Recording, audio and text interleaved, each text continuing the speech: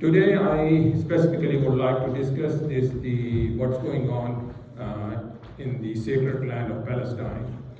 And of course, we all know the history behind that as well.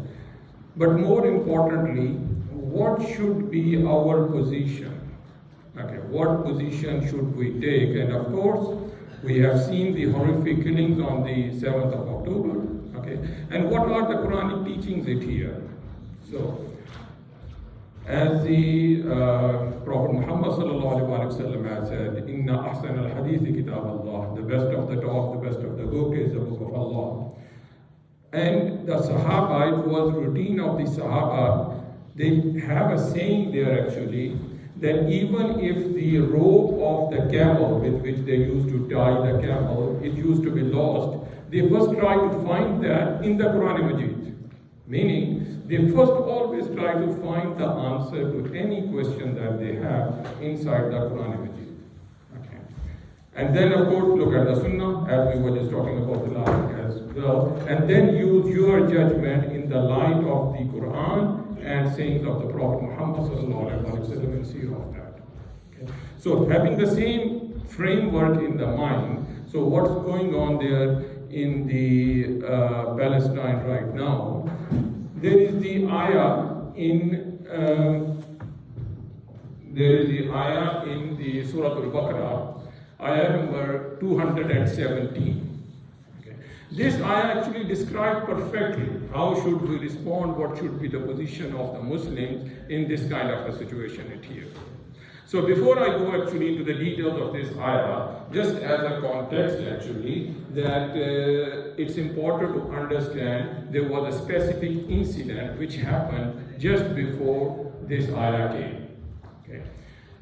So there was a group of the Muslims who were traveling, and then they encountered the Mushrikeen in Makkah, the group from their side as well. And Mushrikeen at that time had a belief that there are the certain months, some say 3, some say 4, actually Rajab, Sha'ban, Ramadan, that those are the sacred months. So there should not be any fighting. This was kind of a norm of the Mushrikeen of the Makkah, that there should not be any fight, and specifically any fight close to the Haram, to the greater area of Makkah al-Mukarramah. So the Muslims were going, the group of the Muslims, and then they encountered the Mushrikeen in Makkah, and then the fight started between them. Unfortunately, an individual from the Mushrikeen side, from the Meccan side, was killed. And then the people of the Makkah, they made a loud noise, loud protest. They sent actually the ambassadors to all the different tribes in the whole of the Arabian Peninsula, saying that, oh, look at those barbaric people. Okay, no, I'm just saying it here in modern terminology. Look at those terrorists. They just came and they just killed it here. They have no civilization. They have no norms actually. Okay, so we are the people who are just holding actually kind of the rules there, and these are the people who are just barbarians. Okay.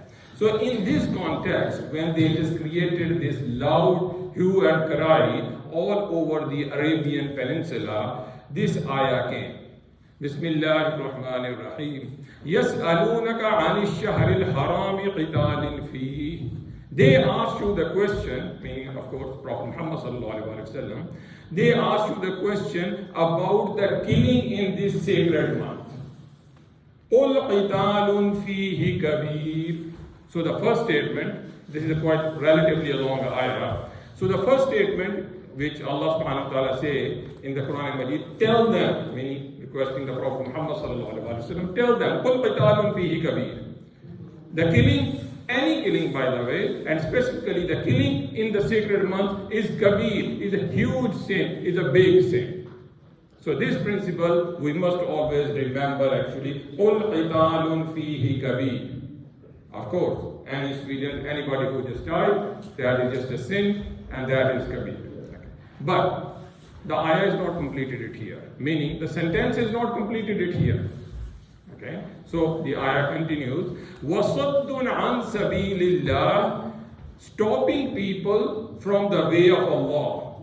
وَكُفْرٌ بِهِ, not believing in Allah. وَالْمَسْجِدِ الْحَرَامِ, and stopping people from going to the sacred masjid, meaning Masjid al-Haram, وَإِخْرَاجُ أَهْلِهِ, expelling people from their houses, throwing people out of their towns. وَإِخْرَاجُ أَهْلِهِ مِنْهُ أَكْبَرُ عِنْدَ اللَّهِ. This is a bigger sin in the eyes, in the sight of Allah. Okay, now you just see the context it here. The next part, which is just very clear, and I really would like you to remember this this part of the ayah. وَالْفِتْنَةُ أَكْبَرُ مِنَ الْقَتْلِ. This oppression that you just see, okay, وَالْفِتْنَةُ. This fitna is a bigger sin than the killing that we were just talking about it here. وَالْفِتْنَةُ أَكْبَرُ مِنَ الْقَتْلِ. So, this oppression is a bigger sin than that killing. This occupation is a bigger sin than the killing that we just saw. The subjugation of the people is a bigger sin. وَالْفِتْنَةُ أَكْبَرُ مِنَ الْقَتْلِ. Quran Majid in this instance clearly saying it here. Okay, and of course, if you just think of it here, hypothetical scenario, not hypothetical actually, this is kind of quite a common story in our parts of the world, unfortunately. So think of it here, somebody's house was occupied by a powerful group, by a powerful individual. Somebody's land is occupied by a powerful individual. The oppressed person go and try to talk to the occupier, and of course, they just want to occupy the land, they will not listen. Oppressed person go to the authorities. They try to lodge some report there. Of course, the authorities will not help. We have seen it so many times because the occupier is a very strong person. Okay? In this context, when nobody was just helping this oppressed person, and think of it here, the kids of that oppressed person or some other people, they just went to that house and started throwing the stones at the occupier. And in this fight, someone from the occupier side was injured. And a report is registered as an attempted murder on the people who were just throwing the stones. And they were just punished actually. Think of it here. And of course, we know that they were just punished here. So they were punished for throwing the stone, for injuring the occupier, and they have been just punished as under the attempted murder case. So just honestly think on your heart, okay, without just going into a lot of details. Does it sound like a justice to anyone? Does it sound like a justice to anyone? Okay, just saying that those people, what is the objective of the justice? Objective of the justice is to create a peace, to create harmony in the society. If the justice is this kind of selective justice, then this will not create peace. This will not create harmony in the society. And we are seeing it here. This cycle which has been going on even before our birth, nearly 75 years, maybe more actually. Okay, so this keeps on going, and that's where this phrase "wal fitnatu akbaru min al qatl." This fitna, this oppression, this subjugation, the killing of the people over a long period of time. This is a much bigger crime than the incident that they were just talking about it here. But having said that, please. The Quranic principle there, remember this ayah and the Quranic principle. Quranic principle at the start of this ayah, يَسْأَلُونَكَ عَنِ الشَّهْرِ الْحَرَامِ قِتَالٍ فِيهِ. They ask you the question about the killing in the sacred month. قُلْ قِتَالٌ فِيهِ كَبِيرٌ. I really would like you to make sure that you remember this part as well. Killing, and killing specifically in the sacred month, killing is bad. Killing is a sin. Killing is a big sin. But the later part of this ayah, wal fitnatu akbaru min al qatl. This fitna, this oppression, this occupation which is going on, this is even a bigger sin that you are just talking about it here. So if you just think of it here, we all know the story of Hazrat Musa alayhi salam. And the Hazrat Musa alayhi salam, when he was young, he happened to have one skirmish, one fight with someone, and he punched and that person died. And of course, Hazrat Musa alayhi salam went away, okay, and of course, after Allah subhanahu wa ta'ala ordered Hazrat Musa alayhi salam, and then he took his brother Hazrat Harun alayhi salam to the court of the Pharaoh. And of course, Pharaoh, this is in the Quran Majid, that the Pharaoh, of course, asked him about the first questions, okay, so this is not kind of the topic for going into the details on that one. But after a few discussions, what Pharaoh said to Musa, that Musa, you remember, you are a wanted person. You killed one of us here. What an irony of time. Pharaoh is saying to the Musa that you are a wanted person because of one accident, and Pharaoh who has killed thousands and thousands of the children. Pharaoh who has just really ethnically cleansed all the Bani Israel. Okay? He is talking about and saying, Musa, we will try you because you killed this one person. So my dear brothers, the whole point of this ayah, which I was just trying to focus it here, is that we need to contextualize the information. So we have it here, that we just took it here, one incident. If you just look at the media coverage today, if you just see, everybody talks about, oh, there was an horrific incident on the 7th of October. Yes, قُلْ قِتَالٌ فِيهِ كَبِيرٌ. Yes, we agree that's a sin, that's a big sin, we agree. وَصَدٌّ عَنْ سَبِيلِ اللَّهِ وَكُفْرٌ بِهِ وَالْمَسْجِدِ الْحَرَامِ وَإِخْرَاجُ أَهْلِهِ مِنْهُ أَكْبَرُ عِنْدَ اللَّهِ وَالْفِتْنَةُ أَكْبَرُ مِنَ الْقَتْلِ. Why don't you talk about this main fitna, which is occupation, subjugation, oppression of the people? Nobody is just interested in talking about that. Unless that the core is just the addressed. Okay? And as the common example that I was just giving you from the simple story. So if their core is not addressed, then we just keep on going it here in the circle.